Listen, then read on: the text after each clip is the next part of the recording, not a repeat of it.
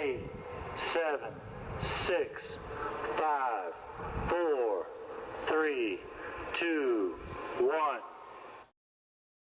5h29 da manhã, deserto do Novo México, julho de 1945. Dezenas de cientistas prendiam a respiração. Alguns rezavam, outros brincavam nervosamente que, se os cálculos estivessem errados, aquela bomba poderia incendiar a atmosfera inteira e destruir o planeta. Ninguém sabia o que esperar. Não importava o que a matemática dizia. Nenhum ser humano jamais tinha feito o que eles estavam prestes a fazer. E então, um clarão mais brilhante que o sol rasgou o céu. O mundo nunca mais seria o mesmo. Um dos homens que assistiu àquela explosão, o líder de todo aquele projeto, olhou para aquela bola de fogo e lembrou de um verso de uma escritura hindu. Ele disse: "Agora me tornei a morte, o destruidor de mundos."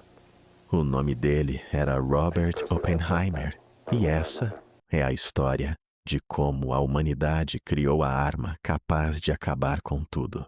Para entender como chegamos naquele deserto, a gente precisa voltar um pouco no tempo. No começo do século XX, a física estava vivendo uma revolução. Cientistas do mundo inteiro estavam obcecados com uma coisa: o átomo. Tudo que existe, eu, você, essa tela, o ar que você respira, é feito de átomos, partículas tão pequenas que bilhões delas caberiam na ponta de uma agulha. E os cientistas descobriram algo perturbador. Dentro do núcleo de certos átomos, como o urânio, existia uma quantidade absurda de energia aprisionada. Se você conseguisse quebrar esse núcleo, num processo chamado fissão nuclear, essa energia seria liberada de uma vez. O detalhe que muda tudo: quando um átomo se quebra, ele libera mais nêutrons, que quebram outros átomos, que liberam mais nêutrons. É uma reação em cadeia e acontece em milésimos de segundo. Numa usina nuclear, essa reação é controlada e gera eletricidade para cidades inteiras. Mas e se alguém decidisse não controlar? E se alguém decidisse liberar toda essa energia de uma vez? Bom, é aí que as coisas ficam sombrias. Em 1939, o mundo estava à beira da guerra. Hitler transformou a Alemanha numa máquina militar e um dos maiores cientistas da história, Albert Einstein, ficou apavorado com uma possibilidade real. Os nazistas poderiam estar desenvolvendo uma bomba atômica. Einstein escreveu uma carta ao presidente americano Franklin Roosevelt. Ele basicamente disse: "Os alemães podem estar construindo uma arma capaz de destruir cidades inteiras. Vocês precisam agir primeiro." Roosevelt ouviu e criou o que se tornaria o maior e mais secreto projeto científico da história: o Projeto Manhattan. Esse nome não aparecia em jornal nenhum. Nenhum civil sabia o que estava acontecendo. Era ultra secreto. Em 1942, o governo americano deu a um físico brilhante de 38 anos a missão de liderar tudo.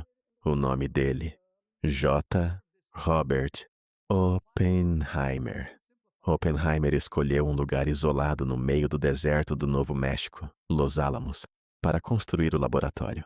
No começo, eram algumas centenas de pessoas. Em 3 anos, já eram mais de 6.000. Pensa no tamanho disso.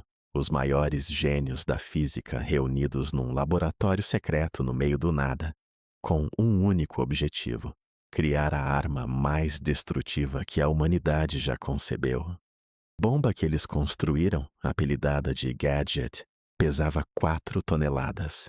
No centro tinha uma esfera oca de plutônio, um material ainda mais instável e energético que o urânio. Ao redor dessa esfera, explosivos convencionais eram posicionados com precisão cirúrgica. Quando detonados ao mesmo tempo, eles comprimiam o plutônio até atingir o que os cientistas chamam de massa crítica. É nesse ponto que a fissão nuclear acontece. E aqui vai um dado que arrepia. Todo esse processo, a compressão, a fissão, a liberação de energia, acontecia em milionésimos de segundo, mais rápido que um piscar de olhos. Mas primeiro, eles precisavam testar. Precisavam saber se funcionava. E aqui entra um detalhe absurdo.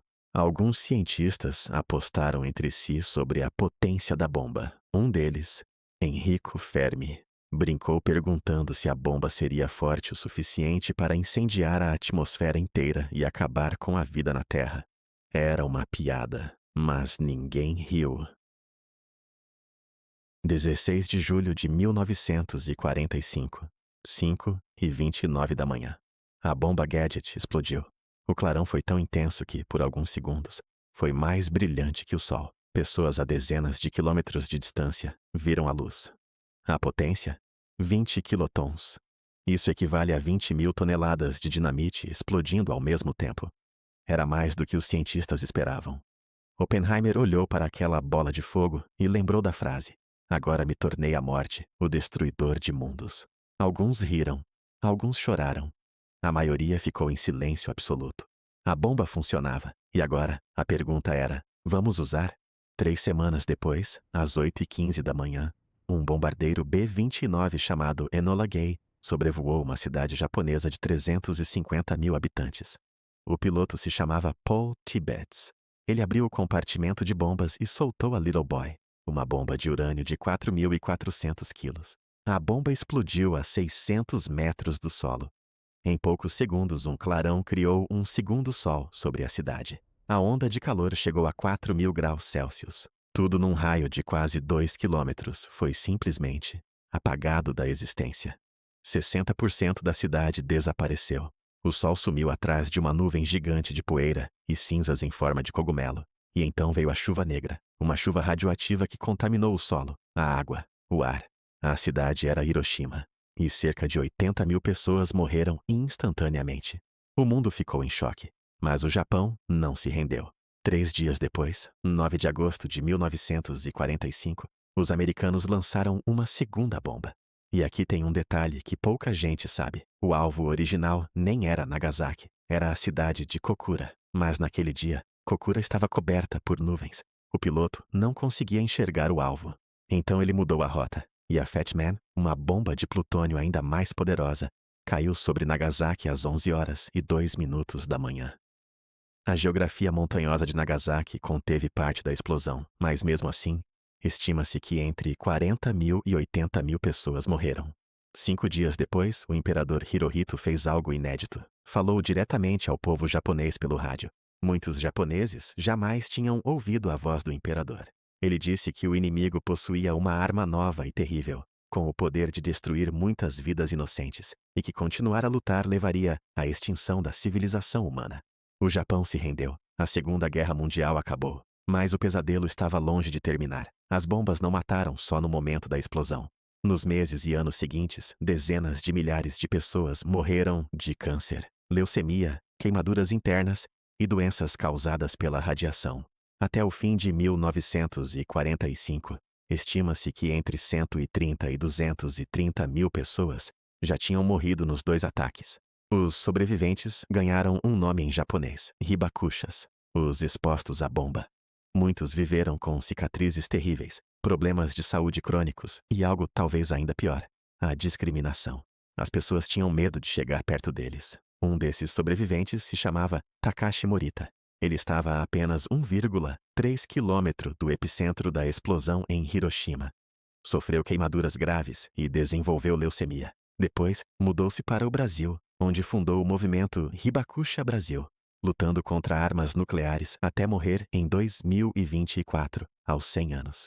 E Einstein, aquele que escreveu a carta que deu início a tudo, ele lamentou profundamente. Cometi o maior erro da minha vida quando assinei aquela carta ao presidente Roosevelt. Depois da guerra, a bomba atômica ficou obsoleta rapidamente. As potências criaram a bomba de hidrogênio, baseada em fusão nuclear, equivalente a milhares de bombas atômicas. Hoje, existem mais de 9.500 ogivas nucleares espalhadas pelo mundo. Basta uma série de decisões erradas, mal entendidos e erros para que tudo que a humanidade construiu seja destruído em instantes. Nunca mais uma bomba nuclear foi usada em guerra, mas a ameaça nunca desapareceu. E talvez a lição mais importante de toda essa história é um erro culpar a ferramenta pelos danos que ela causa. Foram pessoas que criaram a bomba, foram pessoas que decidiram usá-la, e são pessoas que continuam insistindo na tolice de planejar a destruição dos outros.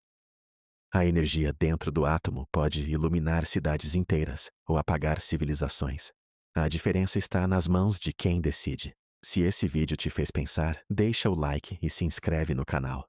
E me conta nos comentários. Você acha que a humanidade um dia vai se livrar das armas nucleares?